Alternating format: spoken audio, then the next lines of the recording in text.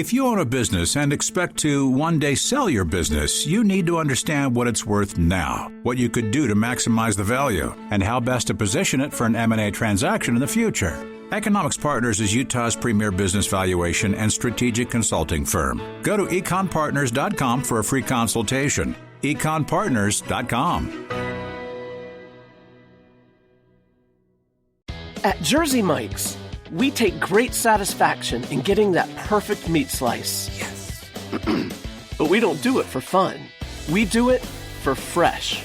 Because slice to order makes a sub above.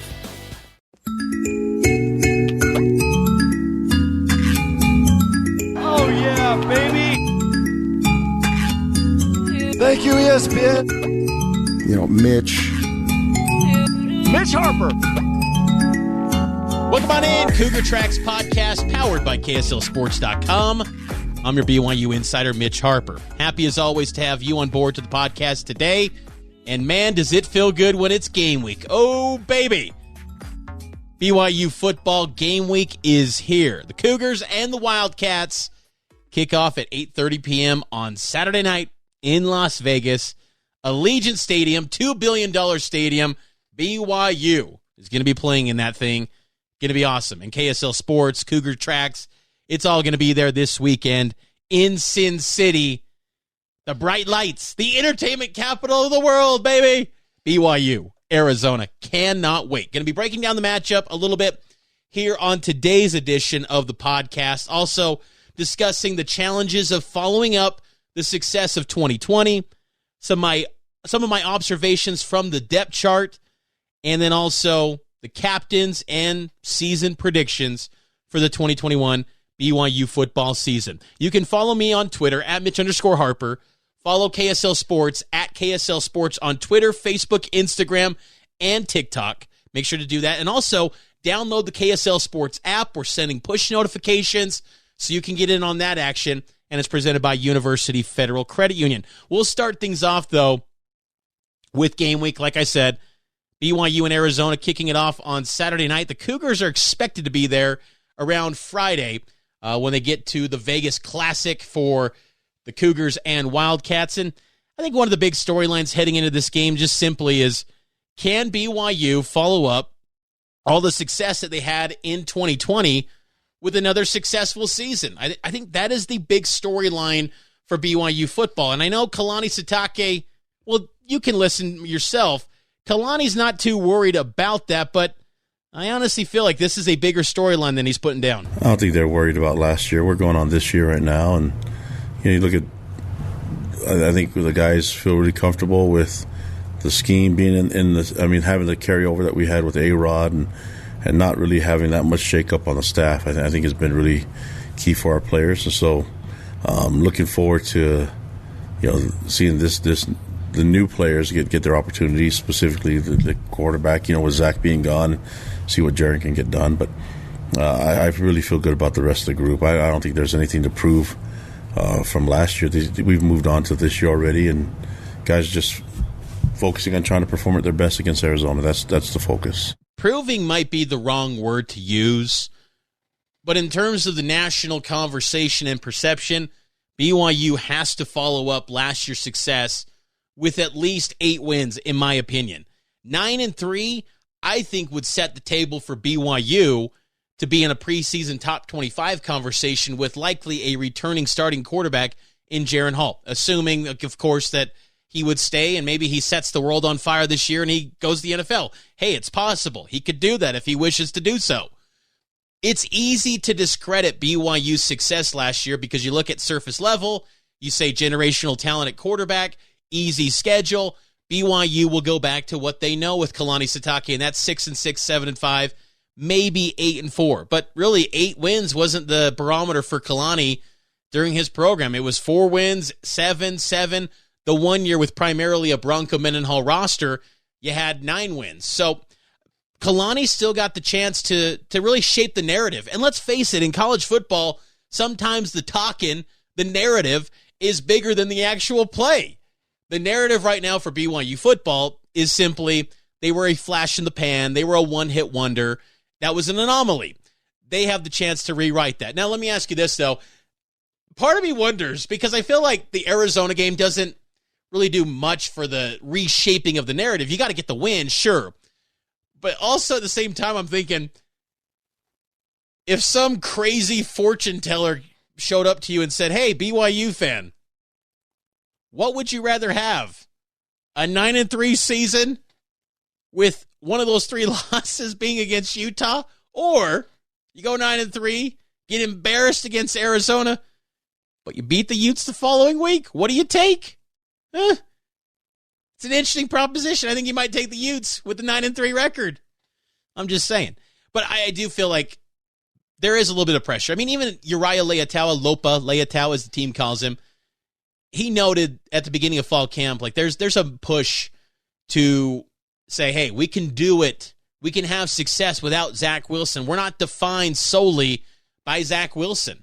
They're not, and I don't think that they are, and I don't think that should be motivating for this team. And Kalani's going to watch his words wisely, and I get all that, because you get to the mic at BYU, it's a little bit different platform. Because if you say anything controversial, well, it's going to then be met with, did you get approval from your bishop to say that? You know exactly what I'm talking about. You know exactly the rhetoric that some people will lay down in your mentions and go, did he get allowed by his bishop to do that or say that? That's not very Christian-like. It's a different platform at BYU. I get it what Kalani does with the coach speak. I get it. I understand it. It's coach speak. I think internally, inside the building, they understand it's a big thing. You cannot go back to 6-6, 7-5, and just think, oh, everything's okay. Because I think if you go back to 6-6, so you can't afford to go back to 6-6, 7-5. BYU has to hit the ground running in 2021. And the nice thing for this team is I feel like despite a lot of the new faces, I like the personnel makeup. I've always kind of banged that drum throughout the offseason that this is a pretty deep team. It's the deepest team in Kalani's tenure. I truly believe that. Last year's group, they had 12 guys go to the NFL, and some of them got cut on cut day. I get all that. Doesn't diminish their talents at all. They were good college football players. How about Dax Milne, by the way? Shout out to him making the 53-man roster. I remember 4 years ago, getting tagged by Ross Oppo on an Instagram post. He's like, hey, because he does mile wide receiver. I remember getting tagged in a post by Ross about this Dax Milne kid. I'm like, what? I've heard about Braden Cosper at Bingham, but who's this Dax Milne? Oh, it's Dax Milne. Hit up some folks, ask around.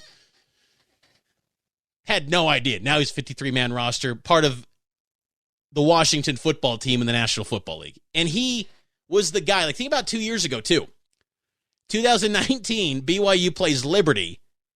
The wide receiver star in that game was Antonio Gandy Golden. Washington cuts him, the guy that's like your prototypical wide receiver, and Dax Milne now makes the team. Anyway, that was a side tangent, but shout out to Dax Milne.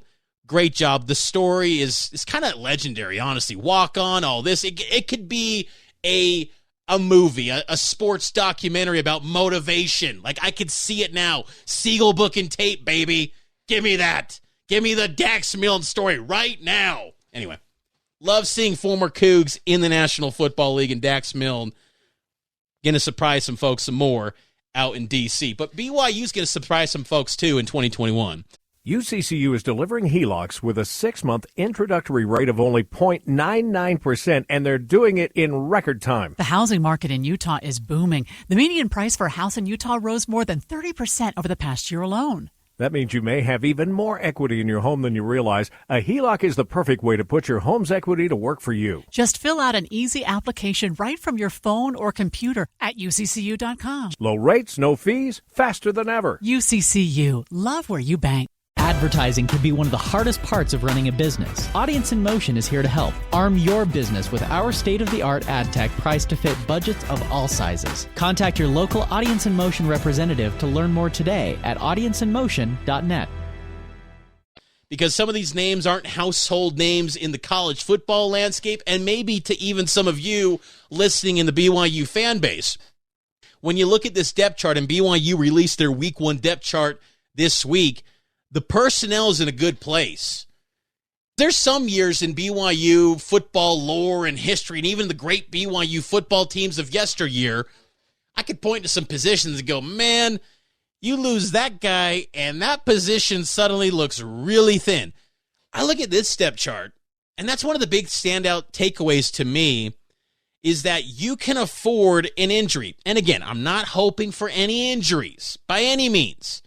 But if they do happen, I feel like BYU's in a good place. The only spot I kind of on edge a little bit is at safety.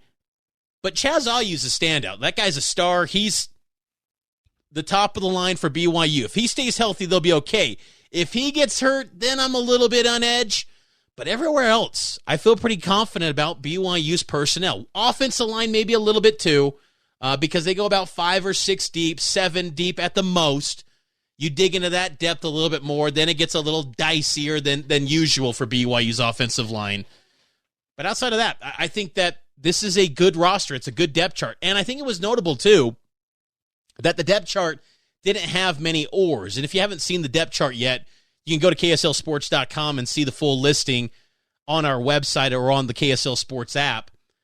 But Jaren Hall, number 1 quarterback, number 2, Baylor Romney, and then Jacob Conover, number 3. And that's okay. I think that's going to be good. I think the number 2 spot's going to continue to contend and compete.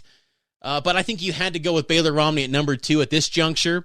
Makes sense. I think if you would have solidified him at 3, that's maybe when he's starting to get a little bit upset, maybe. Not saying that's his character, but that's an option. But the fact that he's still going to support Jaren Hall, it speaks to the personality types in that room and how Kalani Sitake has fostered a culture where everyone is competing at all times. Running back Tyler Algier or Lopini Katoa. Algier's going to be your feature back, but Lopini, he deserves the chance to be listed in that or space. I mean, he's heading into his senior season. Katoa's a good receiving back. They bring a little bit different elements to the backfield, that their roles can be beneficial to this BYU offense. But Algier, he is a special talent, maybe one of the top 10 running backs in college football this season. A significant development, I thought, on Monday when the depth chart was released was Kalani said that anyone that's listed on the depth chart, they expect to be available to play on Saturday. And Puka Nacua and Samson Nacua were listed. Now, keep in mind, both those guys have been nursing some injuries in fall camp, and they've been brought along slowly. That's what the coaches and the players have even noted when you ask about Puka and Samson Nacua. But they are listed. They're going to be expected to be available, and that's huge for BYU because you know me. I mean, I've been speaking glowingly about Puka Nacua and his ability. If he's healthy, that's a top-shelf talent that BYU has in their wide receiver room to pair them up with Gunnar Romney and Neil Powell.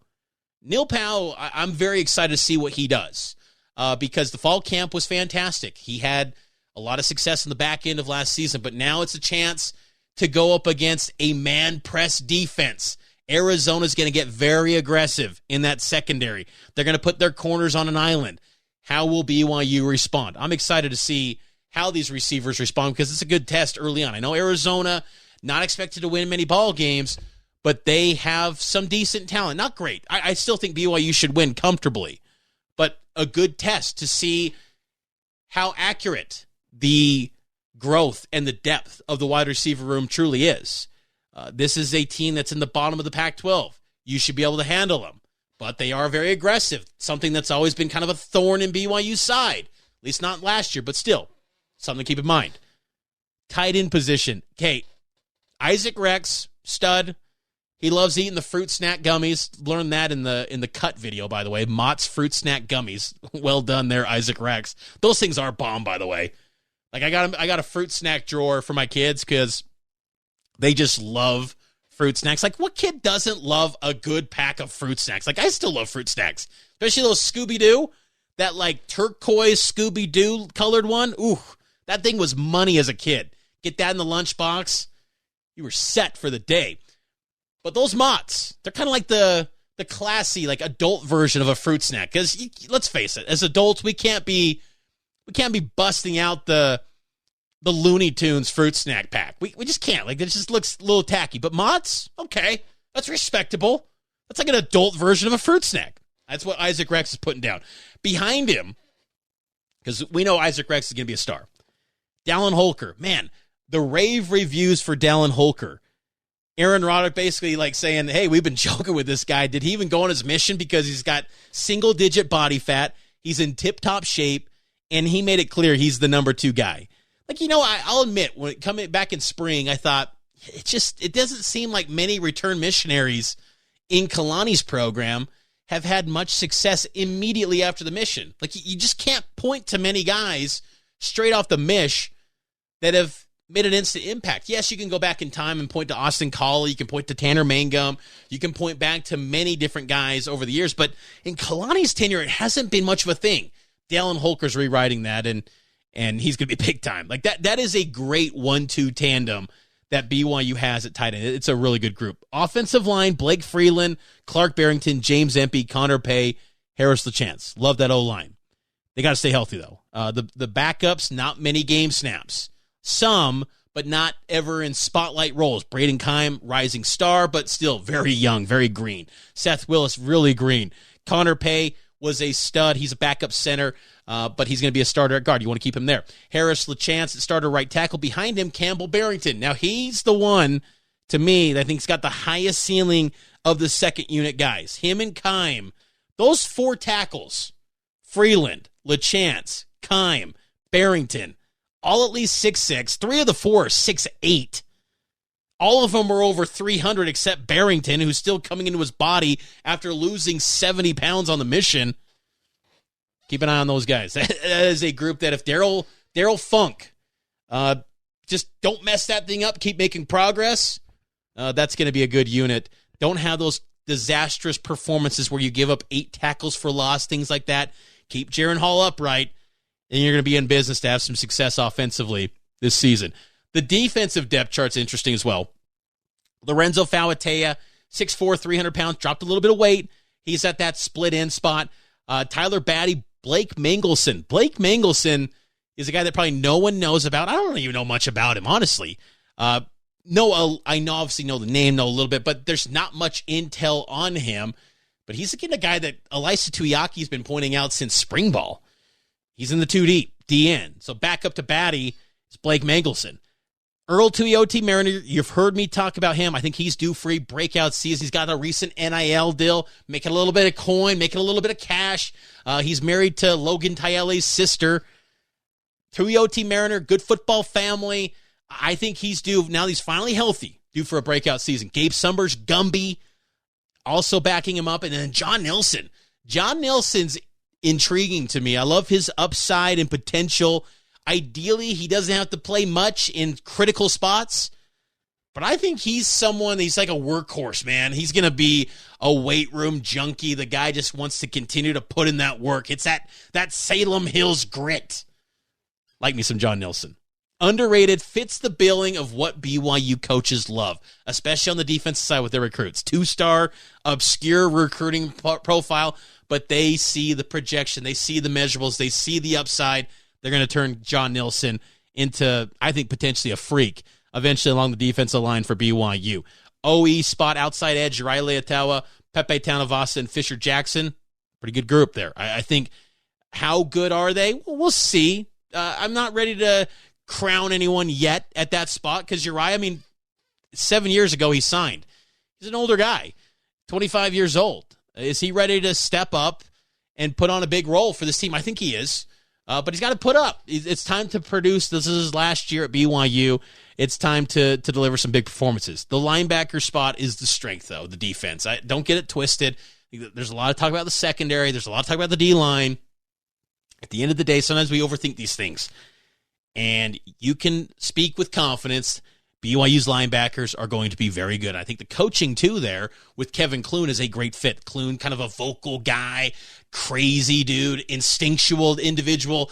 I think he is a perfect fit philosophically for what you want out of a linebacker room, a little bit of an edge to him. That's the linebackers, and Keenan Peely going to be the quarterback of that group in the middle, anchor him down. He's going to be a tackling machine for BYU at the Mike linebacker spot. Max Tooley, I love the upside of Max Tooley. I think he's a future NFL player. No one's talking about him right now much. BYU circles, yes, they're talking about him and the diehard fans, but I think he's going to be someone that makes a name for himself on a national scale this year. That's Max Tooley. And then, of course, Peyton Wilgar. He's somewhat of a national household name. I think with Wilgar, though, kind of being brought along slowly. They know what they've got in the tank with Peyton Wilgar. Get him ready for the battles, for the games. That's what ultimately matters. I think that's one of the reasons why BYU, knock on wood, was able to have some relative success in the injury front. They knew, like, hey, we know what we got in Peyton Wilgar. We don't need to overwork this man. He's a stud. We're getting him to the battle. We want to see him tear it up against Arizona, not against our first-string offense. So there you go. The secondary is interesting. Nickel spot caught my eye. Jacob Robinson, first name listed, former Orem High product, Utah State transfer. He comes in, immediately makes an impact. George Udo, though, not listed. So he's still a little bit, coming back slowly. And that's a little bit unfortunate because I think Udo is someone that, man, when he's healthy, he could be a stud, and you don't want that to potentially hinder his development and progress. But being brought along slowly, want to get him back to 100%, but tough to do when he's pretty much missed all of off-season, too. So he's trying to get up to speed right now. It's going to be a work in progress in the season. But Robinson, good athlete, long, rangy, fits the prototype of what BYU wants in their defensive backs. And Caleb Christensen, it's interesting. You would look at him and you think they're not the same height, him and Jacob Robinson, but they are at 5'10". Robinson's got a little bit longer arms, so he looks a little bit more longer and rangy, but Christensen's got a ton of speed, though. One of the quicker secondary players in BYU's back end of the defense. Christensen going to contend for a lot of playing time at nickel. The safety spot, we already talked about that, but the backups, Mitchell Price, Hayden Livingston. I'm okay with that. Like, I'm not thinking it's lights out like, oh, yeah, one of these guys could go down and next man up. Like, you're a little bit on edge with that spot just because those guys haven't played much. Livingston's had some chances to start, but then he went back to the bench. So it was kind of a revolving door where it wasn't consistent. So again, kind of sheds light into, is he doing it every single day at a high enough level? Flashes he's done it at a high enough level, but not consistently enough. Hopefully they don't have to turn to that well too often, if at all, this season, but something of note. Mitchell Price, though, is rising. I think this is his final year, I believe. He's a senior. Mitchell Price had a really nice fall camp. I think he's going to be someone that's contributing quite a bit in that secondary. And then at cornerback, D'Angelo Mandel, Keenan Ellis. Hey, this is your time to shine, guys. This is your opportunity to be the stars, that those guys on the island, the lockdown corners, to be the next Chris Wilcox.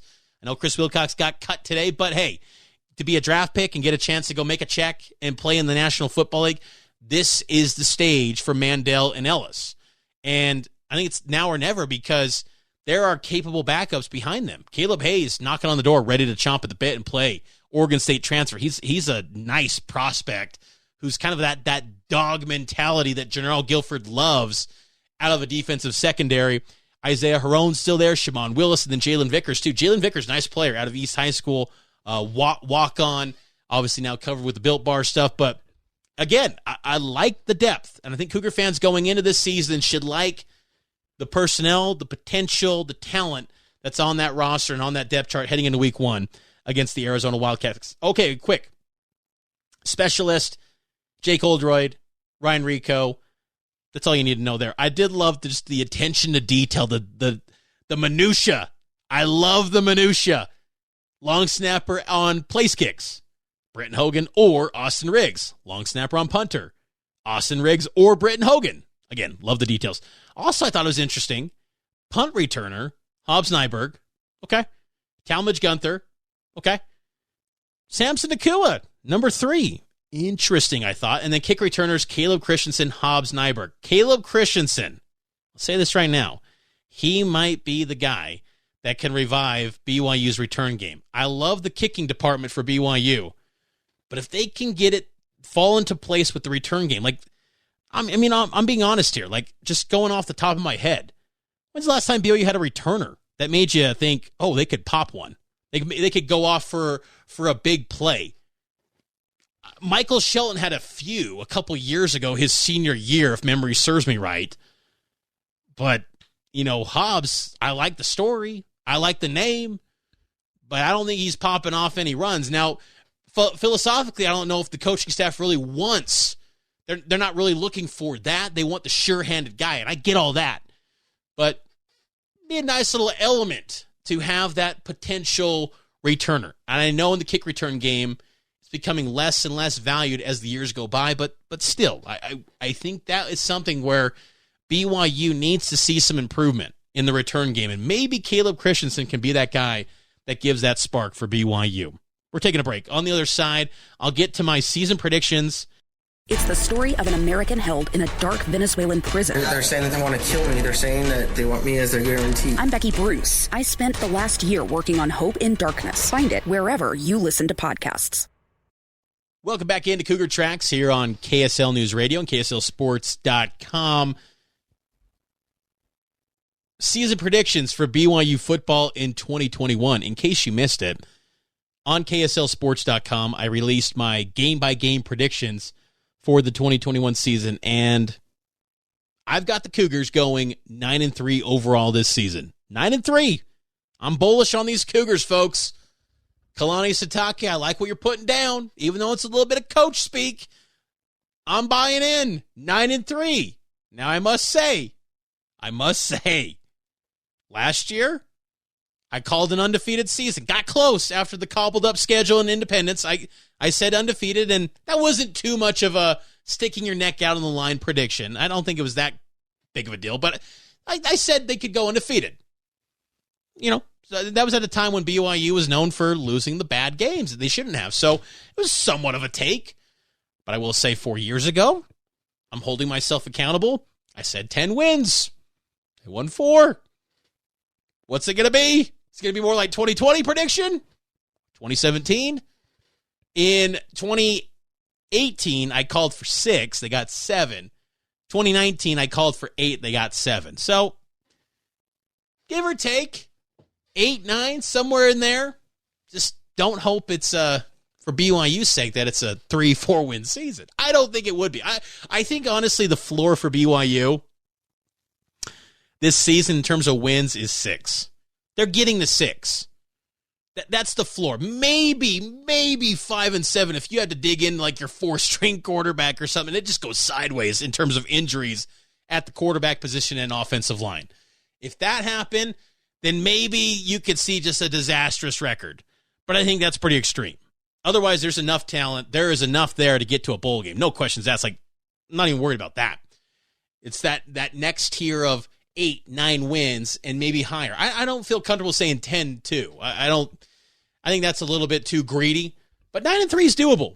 The losses, here's what I got for BYU. I got them beating Arizona. Week 2 against Utah, I've got them losing. And I say this because I've kind of was torn. I felt like there is an argument to be had for BYU to win this game because, you know, BYU's got some personnel. I just think the trenches is where it's going to have to be won for BYU. Utah's got a dang good offensive line, one of the 5 best offensive lines in college football this year. They are what BYU was on the offensive line a season ago. That's Utah. They're going to be a Joe Moore, probably finalist. They're going to be really good. And that's going to honestly maybe mask some of the questions on the skill positions that maybe we have with Utah because their O-line and their tight ends are going to be really good. Can BYU's defensive line, some questions on the outside looking in, internally there's a lot of confidence about that group. Can they have success against Utah's O-line? They got to make it tough for Brewer. They got to put him on his back. I know sacks are not the end-all, be-all for Tuiaki and this team, but at some point they got to get some pressure and they got to get to Brewer. But I think the biggest thing, too, when it comes to BYU and Utah, I just look at all the different paths you think of in college football, just the conventional paths to win a game. BYU has had those at some point in this losing streak, and they found a way to lose in historic, epic fashion. And that it's to the point where it's just this mind game. And if you can overcome that and figure out that way, I mean, great for BYU. But I just think right now, the way that Kyle Whittingham, he's so maniacal about that BYU game. I know that he doesn't acknowledge it and think it's the in-state game and this and that, but that clearly means a lot to him. And I think it's been one of the big selling points on his resume as to why he's still the head coach at Utah. That and bowl wins, because you dig deeper into it, he's only got one conference title. Got a lot of NFL draft picks, but that hasn't led to conference championships in the Pac-12. So I think he's earned a lot of grace period because of he's won a legend at Utah. He's been there for a quarter century plus, but that game means a lot to him. He doesn't say it publicly. He doesn't say him by name, but it means a lot. And I think just that fact, Whittingham's control over this rivalry has me just thinking like it's going to be much of the same. BYU has to rewrite the narrative. They do. They got to break through. And if they can, that would be huge for BYU because then you go into the next 3 years or so with the bragging rights over the Utes. And you can sell that on the recruiting trail as the top team in the state if you wanted. So I think that is a big game, but right now I'm going to say Utah wins that game. Arizona State, I think BYU pulls off the upset. I think this is the game where Arizona State maybe has some misfortunes because of the lack of coaching staff. 3 coaches on administrative leave. I think also it's a game, too, where if BYU did lose to Utah, expectations would go down significantly. And we know when BYU is back up against the wall, low expectations, they usually outperform. And I think that's kind of a calling card for BYU. They lose some games they shouldn't. They'll win some games that they are not expected to under Kalani Sitake. And I think that could be one of those games with Arizona State. USF, I think they win. Utah State, win. Boise State, I think BYU will win. Andy Avalos, I'm very curious to see what that era of Boise State football looks like because week 1, they got a big one against UCF. I just wonder at some point, does it slow down? I feel like it's slowed down a tick from the Chris Peterson Zenith years, but can Andy Avalos just be that next chapter of a guy that gets 10, 11 wins on a pretty consistent basis? We'll see. I think there's some more question marks about Boise this year than in most, but I'm going to say BYU gets their 3rd straight win over the Broncos. October 16th against Baylor. Now, this is a game, again, where Baylor's brand, it's not going to be anything that BYU hasn't seen in terms of personnel and things like that. Like, it's not going to shock BYU, Baylor's personnel or scheme or anything that they do. They'll know the wide zone scheme, all that.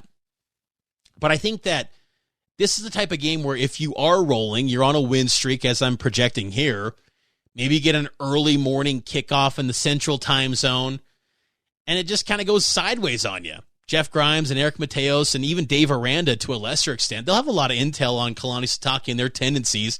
Dave Aranda and that crew worked with Lysa Tuiaki. But I just think that could be a game where Baylor ends up being a little bit better than expected, than what people are saying right now, and I'm going to say that's a loss, a close loss for BYU in that one. But I kind of feel uneasy just saying that because I feel like Baylor's not that good. But there's going to be some game that they shouldn't lose in this stretch. I think the following week at Washington State, BYU wins. Then October 30th, BYU hosts Virginia.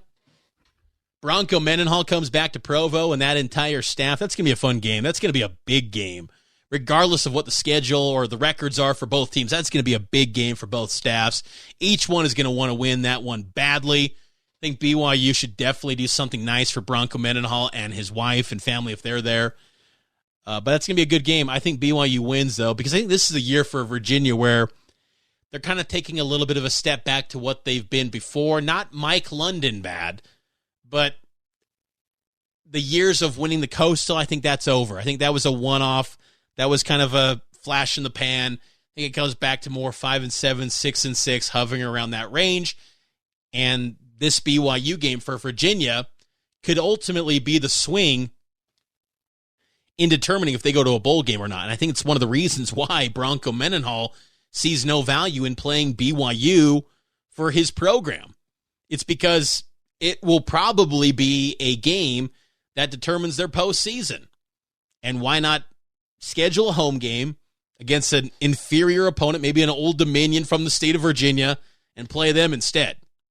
I get it if you're Bronco. You're about getting wins and getting to the postseason, but I think the novelty of this matchup is pretty cool, and I think it's going to be a fun game to see all those familiar faces back in Provo once again. But I think BYU gets it done against the Hoos. November 6th, Idaho State. BYU wins that game. November 20th, Georgia Southern. BYU wins that game. And then finally, against USC, BYU will lose this game. I think USC has got enough talent, enough personnel. They should be better than BYU, but Clay Helton, anything with Clay Helton team, that it could go sideways on them. I'm projecting them to go 11-1 this year, but I do not feel confident at all in that prediction. I think it's just simply a byproduct of the star ratings. I'll admit, I'm looking at the talent. I'm looking at a guy like Corey Freeman at DN and going, how the heck is anyone in the Pac-12 going to stop that guy? How is BYU going to stop that guy? Drake Jackson on the other edge, Drake London at wide receiver. Like, goodness gracious, USC's got some dudes and they got some alphas, but I think, BYU beat that program 2 years ago. A lot more experience. They're basically going to be a full year in when BYU faces them in terms of that air raid continuing to evolve. But that air raid, to me, it seems weird to think USC runs an air raid. Like, I don't know what it is. Whenever I hear another program, it could be really any program in college football, not named maybe USC, Ohio State, Alabama, or Clemson, and you say, oh, they're incorporating the air raid. I go, oh, cool. USC, it feels, what? You're USC. Why are you running an air raid? I don't know. Like, it just still feels a little bit strange to me. And Keaton Slovis, I'm not bullish on him. I love his talent around him. To me, Jackson Dart is the better quarterback in that room, but I digress. BYU 9-3, that's my prediction. They then go to the Independence Bowl and play some Conference USA team, which hopefully for BYU fans' sake, the Cougars can get motivated for that one and be inspired to play and try to cap off the season with a 10th win if my predictions go according to plan. So let's see. That'd make for a fun season, I believe, if BYU did go 9-3 and with those wins. So that's my season predictions. Hope you enjoyed the show. That's going to do it for this episode of the Cougar Tracks podcast. Went a little bit longer than usual on this edition, but hey, it's game week. We're feeling the vibe. We're ready for football season. Let's do this thing. BYU, Arizona coming up on Saturday. I'll be in Vegas. If you see me in the streets, say hi. Let's meet up. Whatever you want to do, hit me up. Vegas, baby. Vegas. Cougar Tracks podcast coming back tomorrow with another edition of the show. So stay tuned for all that. I'll have updates on the parking situation at Allegiant Stadium. We'll talk more realignment, get an insider look at the Arizona Wildcats, and a whole lot more. Cougar Tracks podcast, powered by KSLSports.com.